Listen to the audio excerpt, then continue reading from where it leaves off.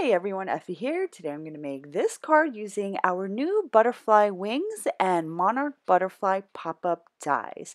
I'm going to start off by stamping 1/2 of the wings set in our caviar hybrid ink, which is a Copic friendly hybrid ink. I'm going to double stamp the wing just because I want a nice crisp black impression.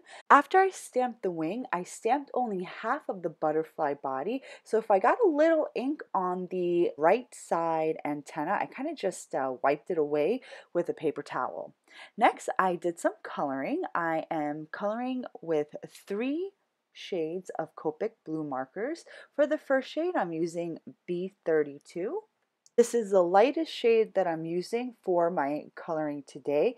I am just using some light flicking motions, and I'm going or starting from the center of the body or the wing towards the outer edge of the wing, and I'm using light flicking motions, but I don't bring that light blue color all the way to the outer tip. I leave a little bit of white space. Next, I'm going to color with my B23 Phthalo Blue Copic marker. Today, I am not blending any of my colors into each other. I am merely putting down each shade of color over the next shade, but I'm not blending. So I put down that first pale blue, and then I went in with my mid-tone blue.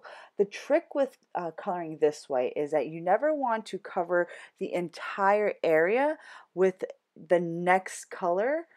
Meaning you don't want to cover the entire area that you just colored with your next preceding color. And this way you're going to get some nice depth of color with the 3 shades that you have chosen. So I've covered most of the surface area of the butterfly wing with the pale blue, and I just added a little bit of shading with the mid-tone blue, and then with my B26 cobalt blue, I'm just coloring in a little tiny portion of each section of the butterfly wing. And you did see me go in with my colorless blender, but I only use that to kind of erase portions of the Copic marker that I got where I didn't want it to get. So I just used the colorless blender as kind of an eraser. So once I finish coloring, I'm going to use the coordinating die to partially die cut my butterfly wing. So I'm only going to cut about this portion of the butterfly wing. The portion that I don't want cut, I'm going to leave it off of my cutting plates, just like this. It's kind of difficult to show you exactly how to cut this because with the Gemini Junior, you have to put all of your card panels face down. But it's simple to do some partial die cutting. Once I ran the panel through my die cutting machine, I just took the die off, and then I fussy cut the rest of my butterfly. Next, I stamped the background panel that my butterfly is going to rest upon, and I'm using our Rose Terrace 6x6 red rubber background cling stamp. I'm stamping with our soft garnet and soft garden mini ink cubes, and I'm doing some partial inking, and it's easier to do this technique with the smaller ink cubes because you can get into the nooks and crannies. So I'm just going to ink up all of these beautiful roses and then close the door of the MISTI or stamp positioning tool to stamp right onto my A2 size card panel. If you missed any areas, you can just re-ink wherever you missed and just keep stamping until you're satisfied with the image that you have. One tip also is to adhere that card panel onto the base of your MISTI so that it doesn't move each time you stamp.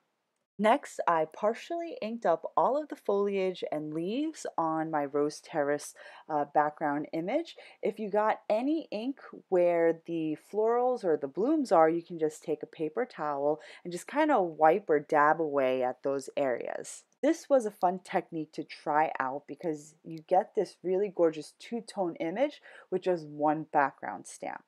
After I finish stamping my image, I'm going to do some die cutting. I created a black border frame using the first 2 largest dies from our double stitch rectangles large die collection.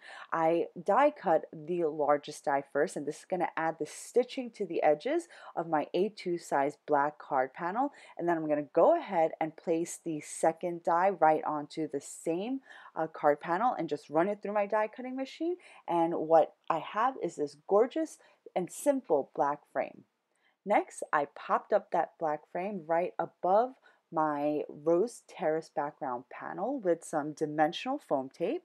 If there's any pieces that are kind of sticking out behind that frame, you can just cut it off with your scissor because no one's going to see behind it because that frame is covering the border. Next, I'm going to glue that gorgeous butterfly wing right onto the panel. But before I glue it on, I'm going to fold up the body part just a little bit and adhere the entire body onto my Rose Terrace stamped panel. Then I took this banner from our basic banner set with the best wishes sentiment, and I stamped the two stamps in the same caviar hybrid ink. And then I die cut the banner using the coordinating die. Next, I popped up the banner right onto the background image. For the area of the banner that's resting upon the frame, I just kind of glued that down with some liquid adhesive. Next, I mounted my framed panel onto a side folding A2 card base.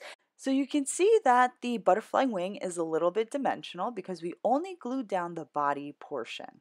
Next, I'm going to take these two Morpho pop-up dies and I'm going to die cut these from black cardstock. After I run the entire sheet through my die cutting machine, I just pulled the cardstock out of the dies and I popped out all the pieces with either my fingers or an X-Acto knife. For our pop-up butterfly dies, you have a left side and a right side of your butterfly.